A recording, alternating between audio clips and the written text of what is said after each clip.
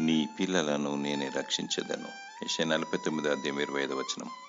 ప్రియులు నిద్రించుచుండగా సంతాన ఫలమును దయచేసి నీ గర్భఫలమును దీవించును. నీకు అనుగ్రహింపబడిన కుమార్తెలు కుమారులు దేవుని బహుమానమును ఆయన స్వాస్థ్యమై ఉన్నారు.